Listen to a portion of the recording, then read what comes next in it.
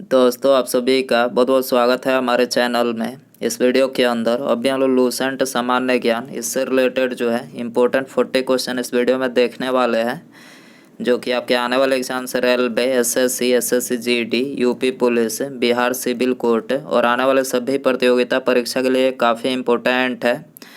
तो दोस्तों, आप इस वीडियो को बहुत ध्यान से लास्ट तक देखिए। चैनल पर आया है तो चैनल को सब्सक्राइब कर बगल में एक बेल आइकन आएगा, उसे ऑन करके ऑल नोटिफिकेशन पर क्लिक कर दें। और वीडियो पसंद आए तो प्लीज़ वीडियो को लाइक ज़रूर करें। तो चलिए शुरू करते हैं। देखिए, यहाँ पर हमारा पहला क्वेश्चन दिया गया है, निम्नलिखित में से कौन प्राकृतिक पारिस्थितिक तंत्र का उदाहरण है। तो देखिए, करेक्ट आंसर ऑप्शन बी हो जाएगा। झील जो है ये प्राकृतिक पारिस्थितिक तंत्र का उदाहरण है। क्वेश्चन नंबर 2 है, पारिस्थितिक तंत्र के स्वपोषी घटक कौन होते हैं। पारिस्थितिक तंत्र के स्वपोषी घटक कौन होते हैं।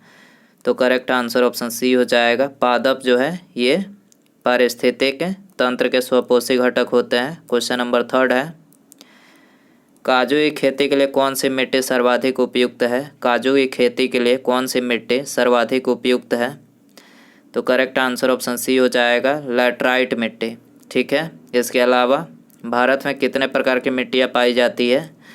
तो देखिए, भारत में जो है टोटल 8 प्रकार की मिट्टियाँ पाई जाती है, जो यहाँ पर हमने लिखे हैं। देखिए, पहला जलोढ़ मिट्टी, दूसरी काली मिट्टी, तीसरी लाल एवं पीली मिट्टी, चौथी लैटराइट मिट्टी, पाँचवीं शुष्क मृदा, छठा जो है लवण मृदा, सातवां पिटमय मृदा तथा जैव मृदा और आठवां जो है वन मृदा। ये टोटल भारत में जो 8 प्रकार की मिट्टियाँ पाई जाती है, आपको याद रखना है। क्वेश्चन नंबर 4 है, पराबैंगनी किरणें किस प्रकार के कैंसर का कारण बनती है। पराबैंगनी किरणें किस प्रकार के कैंसर का कारण बनती है। तो ये त्वचा कैंसर का कारण बनती है। ठीक है, ऑप्शन बी यहाँ पर करेक्ट हो जाएगा। क्वेश्चन नंबर 5 है, निम्नलिखित में से कौन ग्रीन हाउस गैस का उदाहरण नहीं है। कौन ग्रीन हाउस गैस का उदाहरण नहीं है। करेक्ट आंसर सी हो जाएगा। CO जो है ये ग्रीन हाउस गैस का उदाहरण नहीं है। क्वेश्चन नंबर 6 है, निम्नलिखित ऊर्जा स्रोतों में से कौन सा पर्यावरण को स्वच्छ रखने के लिए सर्वोत्तम है। कौन सा पर्यावरण को स्वच्छ रखने के लिए सर्वोत्तम है। तो करेक्ट आंसर डी हो जाएगा, सौर सेल। ठीक है, सौर सेल जो है ये पर्यावरण को स्वच्छ रखने के लिए सर्वोत्तम है। क्वेश्चन नंबर 7 है, जैव ईंधन के संबंध में कौन सा कथन सत्य नहीं है। जैव ईंधन के संबंध में कौन सा कथन सत्य नहीं है। करेक्ट आंसर ऑप्शन ए हो जाएगा, जैव ईंधन लागत प्रभावी होता है। जैव ईंधन लागत प्रभावी होता है, ये जैव ईंधन के संबंध में सत्य नहीं है। बाकी ये तीनों करेक्ट है। जैव ईंधन मक्का से भी बनता है। जैव ईंधन पारिस्थितिकी अनुकूल होता है और जैव ईंधन ऊर्जा संकट के समाधान में योगदान दे सकता है। तो यहाँ पर ये जैव ईंधन के बारे में तीनों यहाँ पर करेक्ट है। अगला क्वेश्चन है, अफ्रीका का सर्वोच्च पर्वत शिखर माउंट किलिमंजारो स्थित है। किलिमंजारो कहाँ पर स्थित है। तो देखिए, किलिमंजारो जो है तंजानिया में है। कहाँ पर है, तंजानिया। ऑप्शन डी यहाँ पर करेक्ट हो जाएगा। क्वेश्चन नंबर 9 है, भारत के किस भाग में लौटते हुए मानसून के कारण वर्षा होती है। भारत के किस भाग में लौटते हुए मानसून के कारण वर्षा होती है। तो ये होती है तमिलनाडु में। ठीक है, आंसर हो जाएगा सी। क्वेश्चन नंबर 10 है, राष्ट्रीय जल संसाधन परिषद का गठन कब किया गया था। राष्ट्रीय जल संसाधन परिषद का गठन कब किया गया था। तो ये 1983 ईस्वी में। ठीक है, 1983 ईस्वी में किया गया था। आंसर हो जाएगा सी। भारत में कर्मचारी राज्य बीमा योजना की शुरुआत किस वर्ष की गई। भारत में कर्मचारी राज्य बीमा योजना की शुरुआत किस वर्ष की गई। तो ये 1952 में की गई। 1952 ऑप्शन बी यहाँ पर करेक्ट हो जाएगा। क्वेश्चन नंबर 12 है, दिए गए विकल्पों में किसे सेवा क्षेत्र भी कहा जाता है। तो सेवा क्षेत्र तृतीयक क्षेत्र को बोला जाता है। ठीक है, आंसर हो जाएगा सी। क्वेश्चन नंबर 13 है, वास्तविक सकल घरेलू उत्पाद को किस पर मापा जाता है। वास्तविक सकल घरेलू उत्पाद को किस पर मापा जाता है। तो ये समीकृत दाम पर। ठीक है, समीकृत सॉरी स्थिर दाम पर मापा जाता है, स्थिर दाम होगा। आंसर हो जाएगा डी। क्वेश्चन नंबर 14 है, समान कार्य के लिए समान वेतन भारतीय संविधान के निम्न में से किस में सुनिश्चित किया गया है? तो समान कार्य के लिए समान वेतन जो है किस में सुनिश्चित किया गया है? राज्य के नीति निर्देशक तत्वों में। ठीक है, आंसर हो जाएगा बी। क्वेश्चन नंबर 15 है, निम्नलिखित में से किसको अपने कर्तव्यों के पालन में भारत के राज्य क्षेत्र में सभी न्यायालयों में सुनवाई का अधिकार है? किसको है? तो ये महान्यायवादी को है। ठीक है, महान्यायवादी को अपने कर्तव्यों के पालन में भारत के राज्य क्षेत्र में सभी न्यायालयों में सुनवाई का अधिकार है, याद रखना है। क्वेश्चन नंबर 16 है, निम्नलिखित में से किस संविधान संशोधन द्वारा लोकसभा तथा विधानसभाओं की सीटों की संख्या में वर्ष 2026 तक कोई परिवर्तन नहीं करने का प्रावधान किया गया है? तो किस संविधान संशोधन के द्वारा किया गया है? तो ये 84वां संविधान संशोधन के द्वारा किया गया। लोकसभा तथा विधानसभाओं की सीटों की संख्या में 2026 तक जो है कोई परिवर्तन नहीं करने का प्रावधान है, याद रखना है। अगला क्वेश्चन है, संविधान के किस अनुच्छेद के अंतर्गत संघ की कार्यपालिका संबंधी शक्ति राष्ट्रपति में निहित है? तो करेक्ट आंसर बी हो जाएगा, अनुच्छेद 53 में।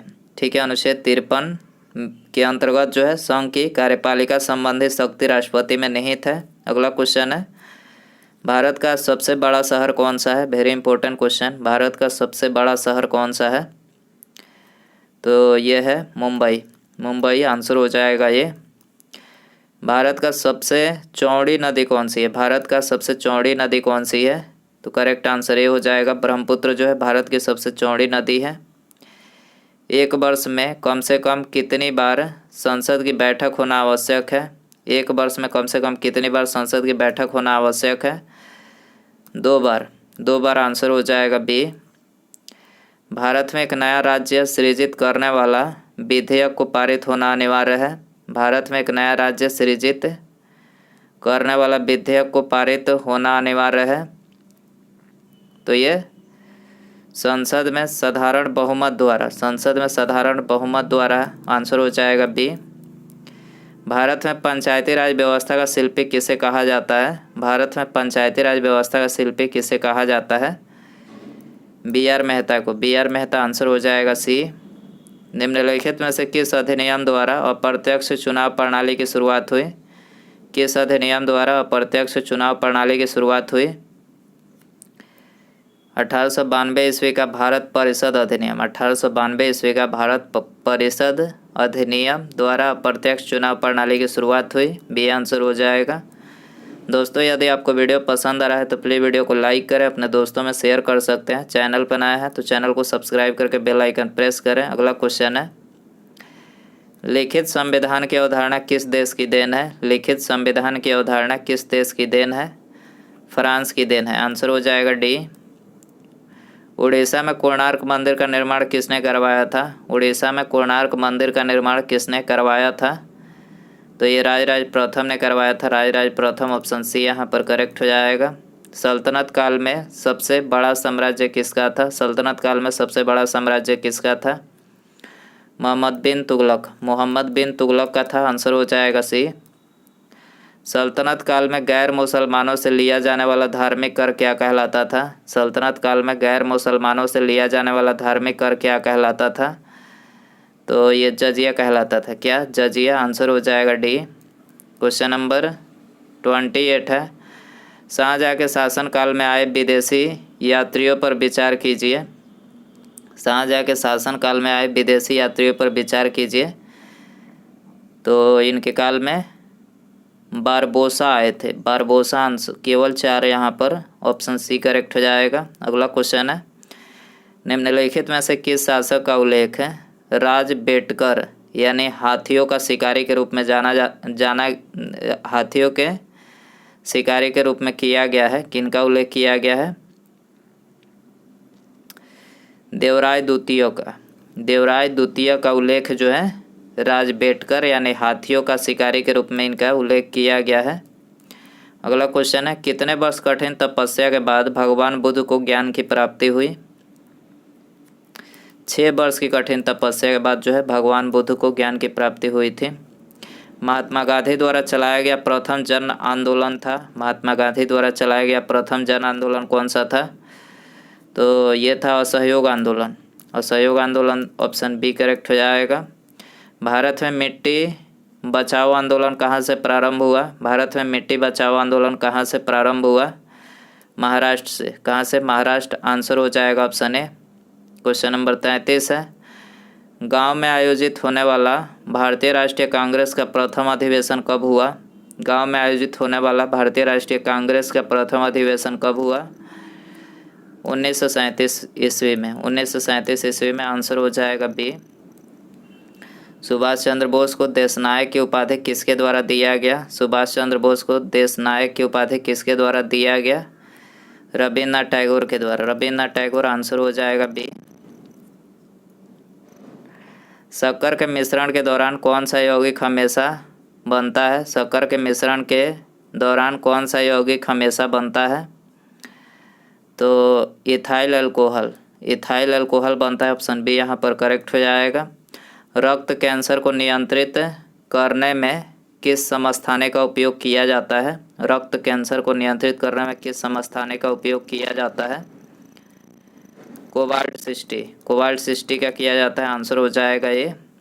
निम्नलिखित में से किस प्रकार के कोयले में कार्बन की मात्रा सर्वाधिक होती है? करेक्ट आंसर डी हो जाएगा। एंथ्रासाइट कोयले में कार्बन की मात्रा सबसे अधिक 90% से भी ज़्यादा होती है। ठीक है। निम्नलिखित में से कौन सा रसायन रक्त कोश यानी ब्लड बैंक में मिलाकर रखा जाता है? कौन सा रसायन रखा जाता है?